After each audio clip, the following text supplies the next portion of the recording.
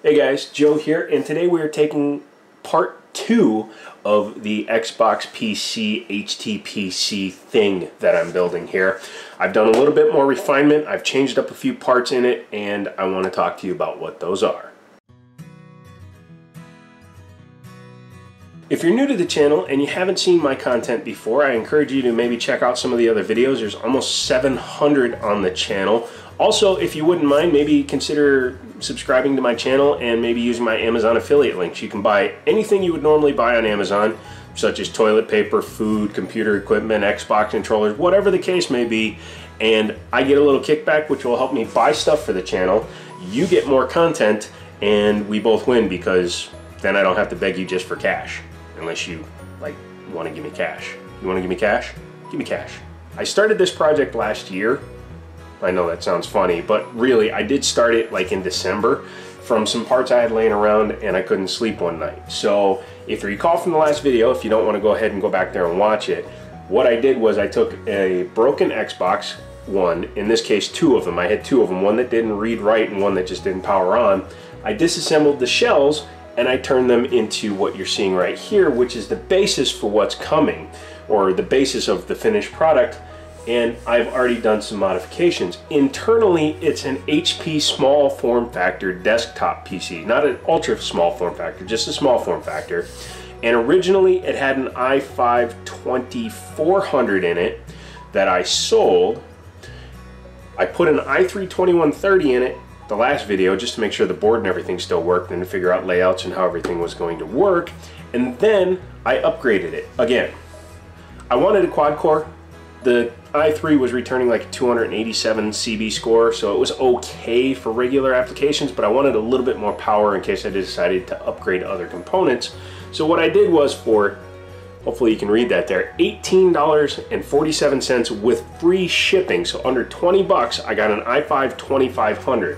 It's not a 2500K because that's not an overclockable board. I didn't need a 2500K. However, if I had like a nice Z67 or Z68 or a Z77 motherboard, I could overclock that chip no problem, because I know how. Check out this video if you want to overclock non-overclockable CPUs. But with that in here, totally wakes up the system. But I wanted to bring you in and show you a couple of things I've been testing in the meantime as well. So come on in. I'm gonna hover you over the actual computer and I will show you what I've done since last time. Now, I do warn you, it's going to be quite a difference inside.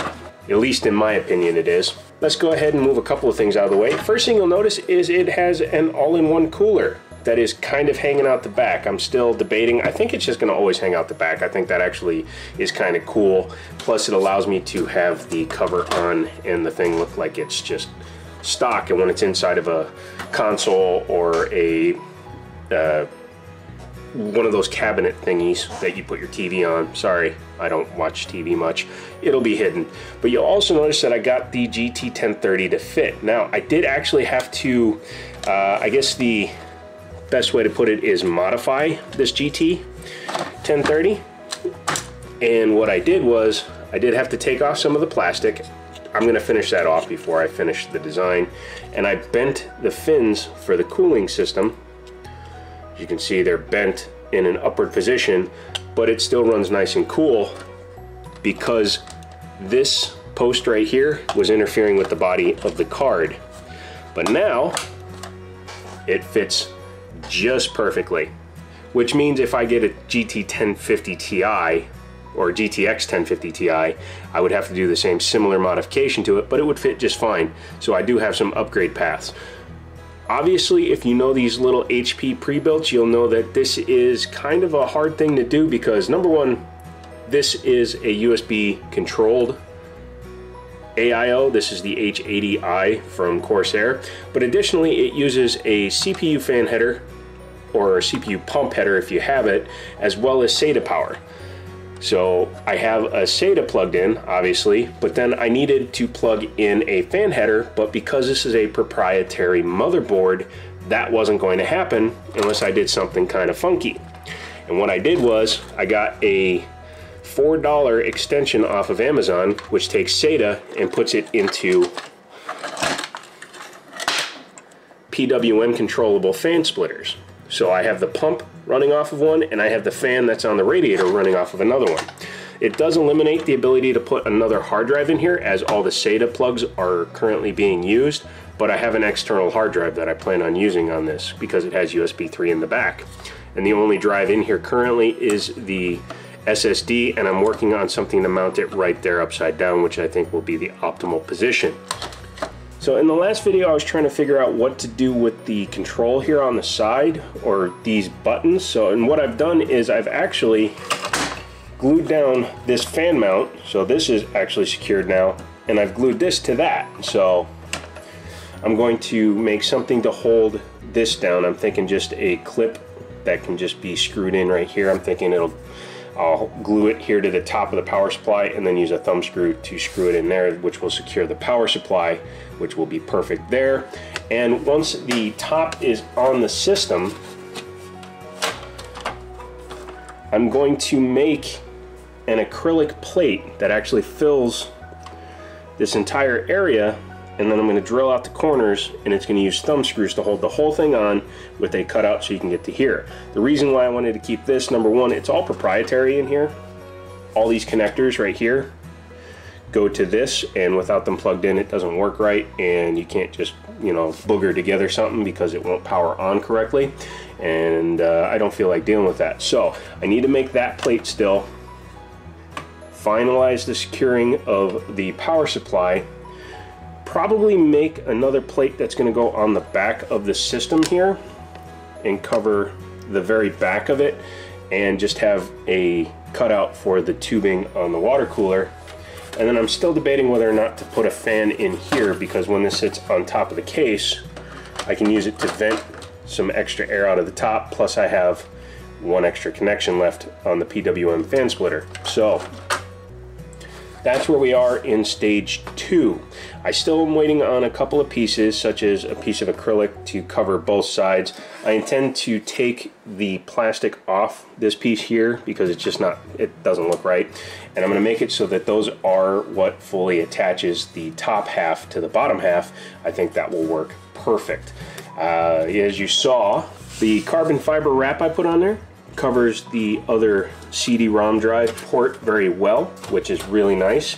And I think, depending on what happens, I may actually put an LED strip inside here so that it lights up that strip, and over here the power emblem when the system is on. So that's it for part 2. You don't really need to see it running. It's not that incredibly different from what it was before. I will let you know some of the temperatures with the water cooling on there. It never gets over 40 degrees Celsius. The GPU, since it's inside the system, is running at about 45 to 55 under max load. It's just a GT1030, so it doesn't get that hot. And I can position this fan, which is necessary, otherwise you get a CPU fan error. I can position that so it blows air over what laughingly passes as power delivery on the motherboard. It's like a 4-phase or a 3-phase, and it will keep that extra cool. Not, again, that it can take advantage of it because it can't overclock, but with low temperatures and the fact that it's running at, like I said, a 446 Cinebench was, I think, the last score I got with it.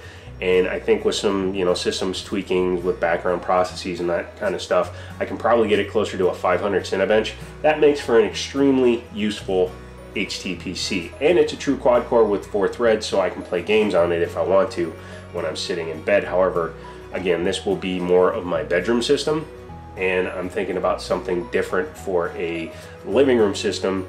And I still have that giant ass Dell XPS 630 case that I want to do something with this system.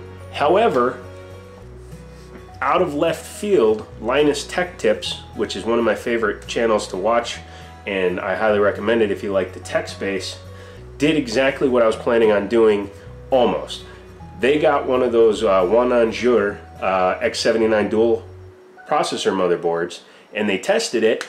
And yeah, it's 16 cores, 32 threads, but it's 16 cores, 32 threads of old Xeons that aren't overclockable. However, he tested it with 2667 V2s, and those don't clock as high as the 2689 V2s, which are included in a bundle I was thinking about. And I kind of wanted to do it because it would be a pretty funky looking system. Dual Xeons with hardline tubing, dual CPUs, and I want to hear your opinion on it. Should I still do that?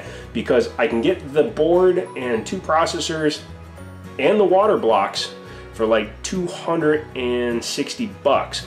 And on top of that, I've had this water cylinder from Freeze Mod just sitting here.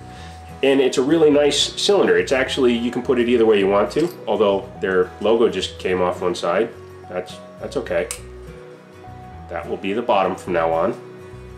But it's a pretty nice looking cylinder. It's a, I want to say 200 millimeter or 240 millimeter, but it's really cool because like singularities and stuff, you can actually move the ring independent of all the fill ports. And I was thinking about doing like a really nice custom loop system with a dual X79 because I haven't seen that done yet. And I thought that would be pretty cool. So let me know down in the comments if you want to see me do that. I do intend on using this reservoir, 360 millimeter radiator, and a couple other things in another build. But I want something that's going to replace my X58 system, which is maybe a tall order, especially for the money. And I know I could just go buy a Ryzen system, Micro Centers. I have them in my area, and they're selling things like the 2700X, older one, but 2700X for like 120 bucks sometimes on sale. And that plus a board, and I have DDR4 RAM, and I have everything else laying around. I could get into that system for about 250 bucks, but everybody does that. Everybody does that. And I kind of want to be a little bit goofy with what I do. So let me know if you would like to see me do the dual X79s with the slightly better processors than were used in the other video, or if I should just build something common like a Ryzen 2700X system, or maybe even something like a 8700K, because I can get those pretty reasonable in my area. Otherwise, I want to hear from you guys. Let me know if you like the more video format. I'd like to hear from you down below in the comment section. Let me know what kind of builds you would do, and don't forget to use my Amazon affiliate links. By just shopping and buying the stuff you would ordinarily buy, you're going to help the channel grow, and then I can actually get whatever the hell I want. And that means we can do some funkier builds. I have a couple of things coming. They're in the works. So, as always, I'll talk to you later.